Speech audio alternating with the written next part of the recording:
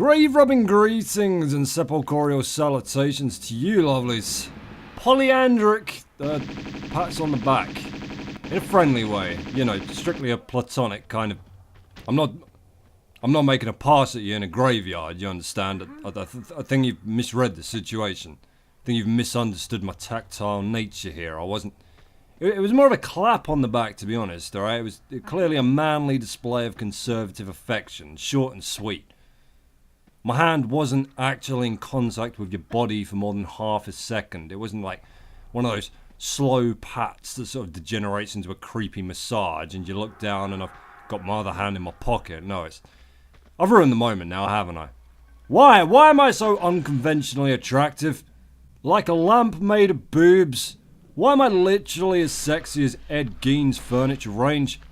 All I'm trying to say is, hey, welcome back to Tomb Raider Tuesday, but my damn natural allure has tarnished everything. Let's start again, shall we? And this time, keep your hands to yourself. How do you do from the middle of the goddamned Adriatic, Crusaders? And welcome back indeed to the third part of this week's Tomb Raider Tuesday. We're roughly about the halfway point of Tomb Raider 2 right here on level 10, the deck. Thankfully, the last of these endless bloody ocean-based stages. And one with an incredibly vicious sting in its tail. Well, say tail, the moment in question happens about halfway through, so, guts. An incredibly vicious, pH imbalance in its guts. Better watch out or it'll shit all over you. Like some kind of xenomorph with Crohn's disease. I haven't been great this playthrough in general with conserving health. Made a fair few dunder-headed blunders. Crawled out of more than a couple of stages with my life bar begging me to backflip over to the nearest hospital, but we're going to have to bring game A for this stage and try not to lose even a scratch, even an eyelash of our precious health in preparation for said ill-willed surprise. First hurdle hop there, all blood still intact inside body. Excellent. I gave the Fiamma Nera a taste of the M16 for the first time in the playthrough there. Now the M16 has some pretty damn nifty stopping power, but it can be kind of a son of a bitch to use properly thanks to its somewhat confusing firing conditions. I'll try and strip this down for you as simply as I can here because it still throws me sometimes. Basically, you can fire the M16 while you're running, while you're jumping forwards, and while you're standing still. You can't fire the M16 while you're sidestepping, backstepping, back hopping, or pulling off any kind of jump other than a standard forward or vertical jump. So, while it's great for charging in and putting a bunch of thugs down over a long distance, its usefulness diminishes severely if you're in a combat situation where you need to constantly back up to avoid a beating or move around a lot to catch your target. Now, it'll also stop firing if you're running and then you stop suddenly for whatever reason, so a weapon for advanced students and nobody else. Has the longest range of any firearm in the game by far, so it's a great help once we pass into the second half of Tomb Raider 2 and our enemies are coming at us with much deadlier firepower and ludicrous amounts of health. It means there's nearly always a decent ledge you can find to thin their numbers out before they get anywhere near you, so... Of course, the developers didn't really have much of a choice except to temper its power with some finicky firing conditions. If only they'd balanced the harpoon gun so delicately. Oh shit, shit. He winged me, motherfucker. No, you know what, that's fine. We've still got more than enough in the tank. If you get shot any more than that though, your no medipack run's gonna be over in... Ooh... 5 or so minutes from here, a little less maybe. We'll swear at that bridge when we come to it though. So, the deck. First thing you're gonna notice when you play through this one is how awkward the fucking terrain is outside. The stage is split between stretches on the outside of the Maria Doria's, surprise surprise, deck, which is fairly straightforward to navigate, and the cave system that it has somehow managed to crash into. I'll get to that once we're a little way in and we've got a better view of it. And anytime you're out running around on the cave floor, which is bright blue for some goddamn reason, if you were looking forward to a change of colour scheme from the inside of the ship, haha, balls to you, friend. Guess Marco Bartoli must have got a team of tradesmen in here to paint it all over to match his dad's sunken gravesite.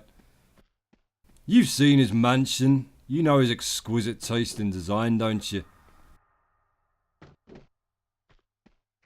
Disappointing chromatism aside, the landscape is just chock full, not just with jutting ramps and awkward inclines, but tiny little elevated steps, crevices and nooks, which, to the level designer's credit, does a fine job of imitating the floor of a true-to-life sea cave, but from a gameplay standpoint, is absolutely fucking infuriating when you're trying to square up a jump or just run in a straight bloody line without clipping the ground or sliding around all over the bastard place, like you run out of ideas playing as M. Bison in a Street Fighter match. The ship's propeller is right behind you as you climb out of that hole, by the way. Add that to your wacky mental geography of the Maria Doria for later. Alrighty, the subterranean lake. Many reasons to celebrate this cavern of wonders. Not only does it carry a stone dragon, a key, and some harpoons for your favourite gun ever, it is also maybe the only legitimate place in the entire game where you can gun down sharks from dry land. Finally! Well, they had to throw you some kind of bone after dragging you through the last 3 stages, didn't they? Otherwise they'd be perilously close to breaking the Geneva Convention or some related international welfare law. Couple of dirty frogmen there too, taking a rare hammering without having to be coerced out of their froggy tunnels. Of course, there is bad news to take in the bum here too. The stone dragon might be easy enough to find in this absolutely pathetic cluster of sea vegetation, but the key you're after is aboard the little inflatable raft in the centre of the lake, which you are forbidden from pulling up onto from the water. But how else are we to reach it, I hear you wail. You'll see in the merest of horseshit stinking moments, lovelies.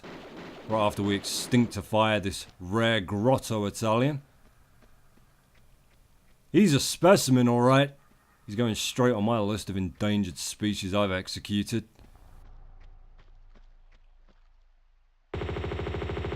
And there, nature has spoken. His kind vanishes from this world, too fragile for the cruel battle royale that is Darwinism. So, remember back on the wreck of the Maria Doria where they threw you a large medikit just before they tried to break your legs by throwing you into an upside down swimming pool? Well, looky over here now. A large medikit on the edge of a precarious hole. What's that saying? History never repeats itself? Not ever? Chocks away! Christ, my knees! Missing! That's what I'm talking about. And it's so much worse than the dead drop in Wreck of the Maria Doria because there is absolutely no way to minimise the damage you take from that drop in any way. Last time on Tomb Raider Tuesday, awesome subscriber Utdega commented that the pair of goons that lurk in the final mark of 40 fathoms, waiting to turn your head inside out with shotgun blasts as you... Whoa, magic shark! Caught you spawning there, fuckface. As you trustingly climb out of an underwater passageway with nothing less than a blatant kick in the balls to the player. And I agree with him wholeheartedly, but much like the scenario I find myself in now where I have to run the rest of the stage with only the barest of health slivers, it's important you understand that I'm doing this to myself. The whole no medipack condition that I use when I'm running Tomb Raider is nothing to do with the game itself. You don't get any reward for playing it that way, but in much the same way as I'm always striving for no hit or no death runs over on Retro Rumble and Sanctuary Sunday, I do things this way to keep it halfway challenging. I do get asked about it quite a bit actually, not just with Tomb Raider, but the older games in general from the serials like Retro Rumble and what have you, like whether I do straight speed runs of certain titles, whether I do an all-in-one dash through Tomb Raider 3, or be interested in going for any world records, and honestly, no, that's not a thing that's ever appealed to me personally. It's great watching other gamers nail these ludicrous speed runs, completing like Fallout New Vegas in 5 minutes, or just laying waste to Castlevania Symphony of the Night in half an hour, or what have you. It's technically very impressive, but When it comes to my channel and what I get out of running older games for you, I mean, from your perspective, I want to show you everything there is to see, and on my side of the equation, I never feel like I've done a game properly unless I've collected or killed or aced every item, enemy or submission, depending on what I'm running. Like Tomb Raider Tuesday right here, obviously, I'm not showing you every square inch of the environment, but because the vast majority of these stages are absolute marathons, I settled on kills, items and secrets, and no healing as my play conditions, because there, you'll see everything that's important, and I'll have the opportunity to get us through the game in a timely manner. But, yeah, to answer that question in the vaguest possible terms, like it's impossible for me to make a fit-all statement because of what I do and how I run things varies greatly from title to title and genre to genre. I go for completion over speed as a general goal, and aggression over safety as a playstyle, just because it makes for a more interesting video, I think. That's why Retro Rumble 2's set up to work so well. Obviously, I normally do all my commentary live as I'm running the game, but when I get around to doing something like Clock Tower, which I think has like 5 endings, or back when I did Jules' campaign on Resident Evil and I was showing off all the different cutscenes that you wouldn't have been able to find in one playthrough, it's far easier to just cut it together and commentate post-analysis style on it than sort through a jumbled commentary track over like 3 or 4 different playthroughs. There you go, you never ask me about that again now I've bored the shit out of you with that answer, will you? But just to give you a quick idea of the difference, this is a 20-minute level for me, give or take. The last speedrun I saw of the deck killed it off in 1 minute 45 seconds. Insane. You ever think you got a shitty job, you can just go ahead and wonder what that frogman back there did to piss Marco Bartoli off? In full scuba gear, floating in the pitch black, in a secret chamber in a swimming pool guarding the gold dragon. He could have done that out of the pool, couldn't he? Let's be honest. All the other frogmen get to swim around in the ocean, all over the wreck and around the oil rig, and this guy, you never know, it might be the other way around. Marco's got himself a mentally backward nephew that he's trying to be charitable to. That was the least dangerous job he could find for him. He's a big softy, isn't he? You remember back in that cutscene with Brother Chan at the end of the diving area, when Marco snuck up on us, pistol drawn, completely unnoticed? He could have put a bullet straight in the back of Lara's head, couldn't he? She wouldn't have known a thing about it, but instead, he chose to send Brother Chan off to the afterlife, which, it sounded like he was really up for doing anyway, to be fair. He'd already seen Lara naked as she was changing into the wetsuit. I mean, where does your life really go from there? Crazy as fuck how they just happened to have a woman's wetsuit hanging up in that room, wasn't it? Literally every dude we've fought in this game has been like 6.5 feet tall and 220 pounds at least, but there it was. A perfect fit for a 5'9", 8.5 stone woman, just hanging up on the wall. It's, well, thank God it was there, that's all I can say. We're right at the top of the wreck now. Precious little left to actually do besides grab ourselves the storage key and backtrack past the starting area to break into their shed and get the Seraph, that all-important key to the catacombs of the Talion over in Tibet, which contains a small percentage of the Grandma attic of antiques that we need to get that stupid wooden gate open to the Temple of Xi'an. I mean, a flamethrower would do, wouldn't it? A quick spray of the... No, you know what? I'm not getting back into it with that fucking gate. I'm really not. It's fairly unclear whether or not Bartoli's men were actually successful in recovering the Seraph themselves, truth be told. As I say, it's locked away in like a concrete shed. Quite what one of those is doing in a cave at the bottom of the ocean is anybody's guess. Like, who built that shed? I can't believe I've never really thought about it before. Alright, okay, let's play this out. It's literally the only man-made structure separate from the Maria Doria herself that we've seen over the 4 stages we've spent here. Now, there were some crates and a dinghy further back in that small lake area, but the crates are the same design as the ones aboard the Maria Doria, so they probably washed ashore from there. How? My friends, if you want to know the whys and the what the fucks of that, you might first be better served trying to figure out how a cruise liner is destroyed, sinks, and is now simultaneously upside down and not upside down, and also literally fused into a cave like it was road testing some kind of teleportation spell and sneezed as it was speaking the last couple of syllables. There is no school of geometry that explains what the fuck has happened to the Maria Doria since it got bombed, you understand? Let's focus on the things we have half a chance in hell of explaining here. Let's figure this shed out, one mystery at a time. So, Gianni Bartoli already had the Seraph on board the Maria Doria when it sank. Presumably he was either heading to China to use it in the Temple of Xi'an, or back to Italy with it after he'd stolen it from Barkang Monastery, so he didn't build the storage shed. This undersea cave has absolutely nothing remarkable about it besides the fact that it somehow ate the Maria Doria, so the chances that some kind of independent marine research team built the shed is slim to none. So really, seeing as nobody else has been down here since the ship sank, that leaves Marco, which begs the question, why build one single solitary storage shed into a cave wall? Now, you're going to see it and say that it's part of the original vessel, but it's not! God damn it, single rooms don't just fall perfectly intact off a boat. You're also going to see it and say, you're expending an absolutely dramatic amount of energy overthinking something this trivial, but fuck you. I've commentated over a goddamn hour of Tomb Raider today. It's all been set in this stupid broken ship. The fuck else am I supposed to talk about? It's clearly attached to the cave wall. You'll see. You'll see I'm right. Don't even get me started on where the key to the damn thing is.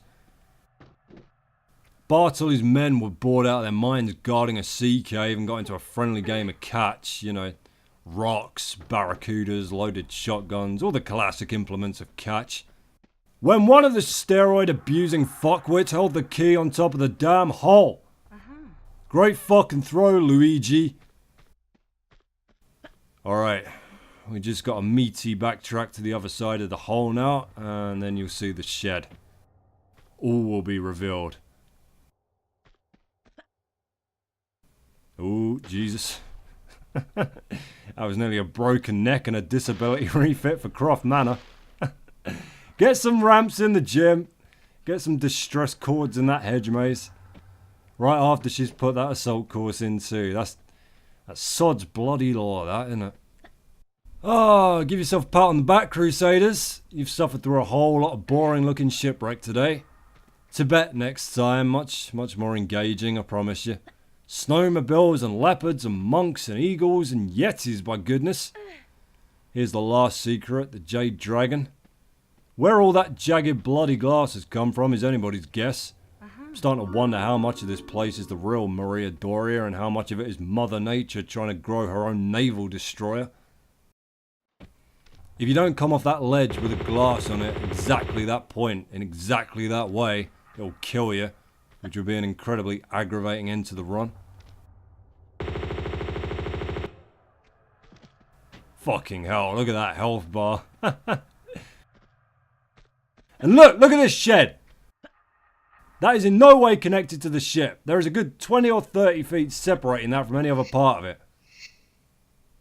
And look in here, the cave. Cave is poking through the floor and the ceiling. So fuck you, core design. I'm right and you're wrong. Pay me. That's a Seraph, a goodbye to the Adriatic, and a pretty damn respectable ammo to hits ratio there. Join me next time on Tomb Raider Tuesday, lovelies. We're off to free Tibet, from anything that draws breath in it.